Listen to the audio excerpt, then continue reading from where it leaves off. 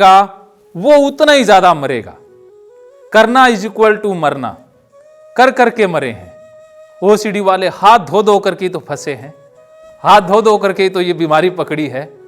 अगर धोते नहीं तो बीमारी होती, कर करके फंस गए ना। अब जितने भी मोटिवेशनल स्पीकर हैं ये क्या करते हैं, क्या करते हैं, करो करतापन जगाते हैं, डेटा डालते हैं।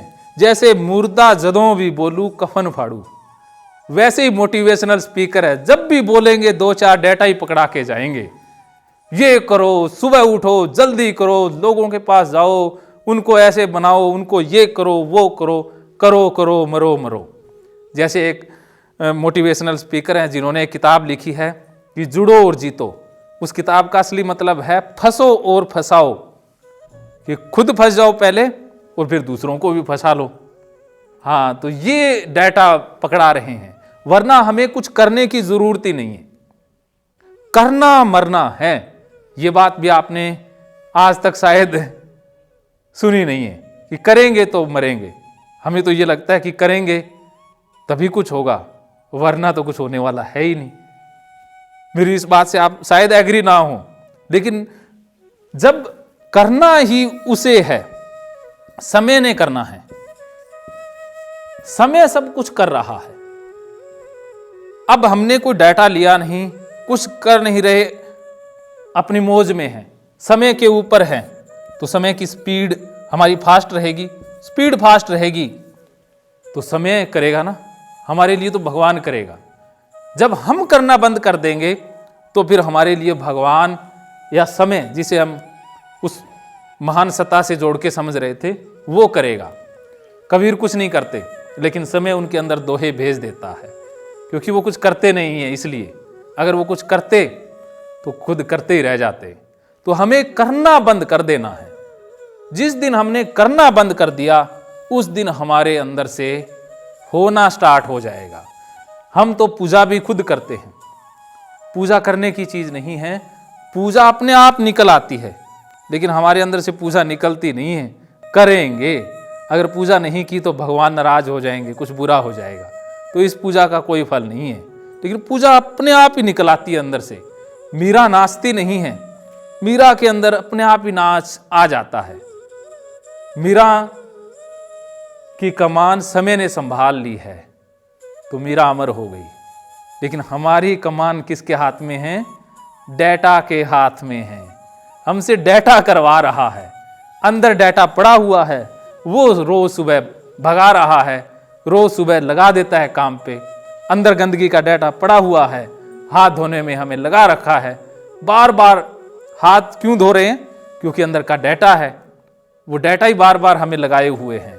तो हमें समय के ऊपर छोड़ देना है। समय सब कुछ कर रहा है, करना नहीं है। कुछ भी करने से बात नहीं बनेगी, करने से फंस जाएंगे।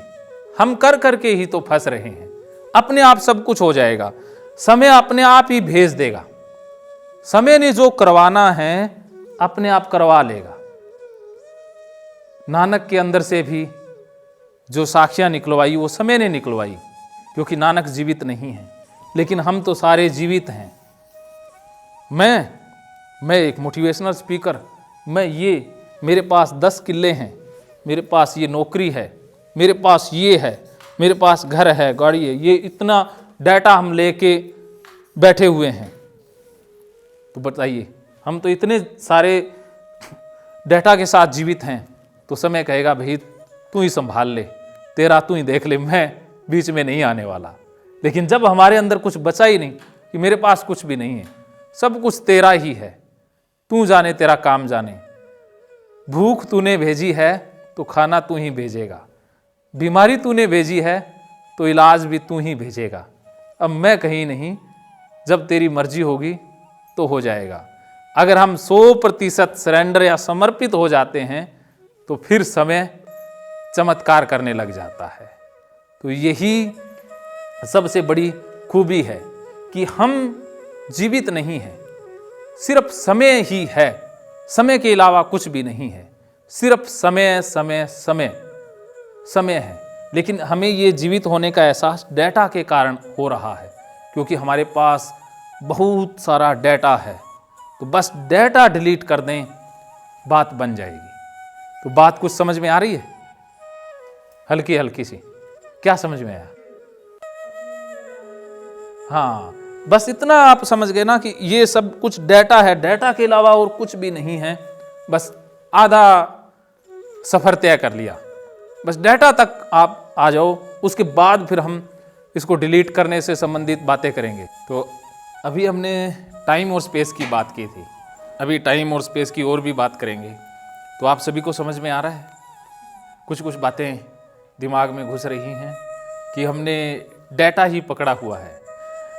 जब आप बचपन में छोटे थे तो शमशान घाट अस्तित्व में नहीं था, तो विश्व में नहीं था, तो स्पेस में भी नहीं था।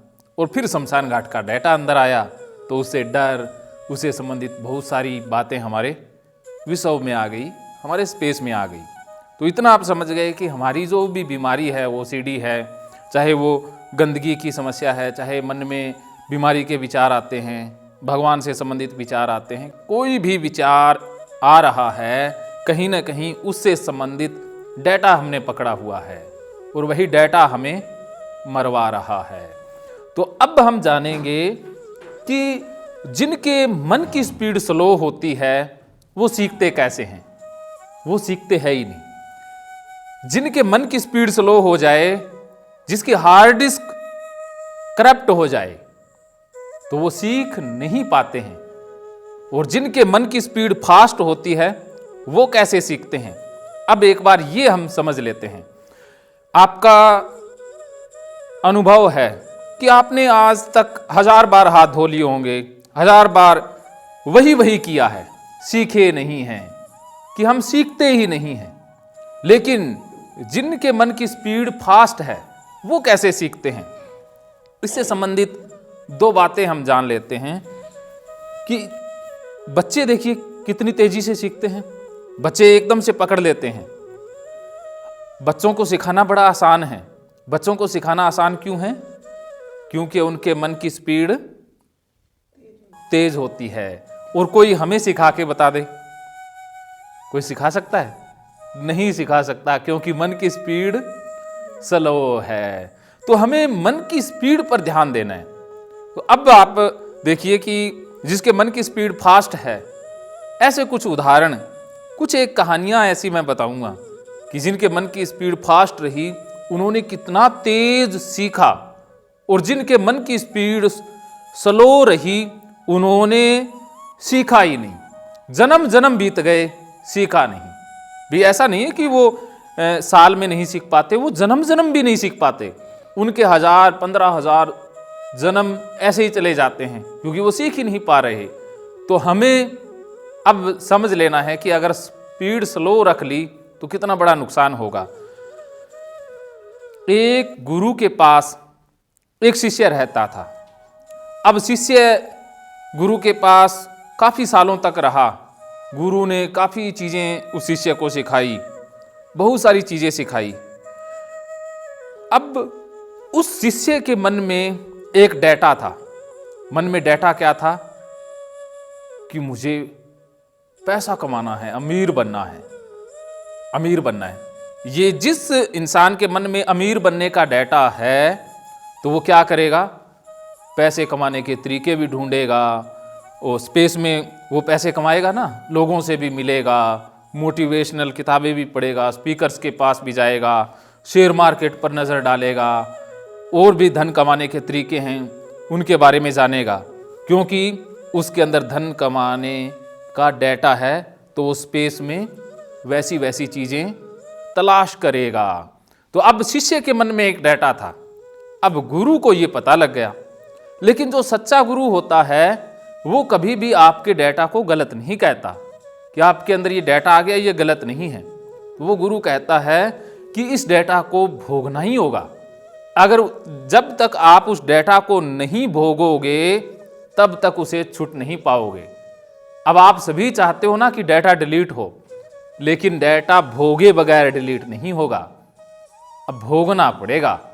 अब आप बताओ भी, जितना डेटा मन में लिए बैठे हो, इस डेटा को भोगने के लिए कितना समय चाहिए?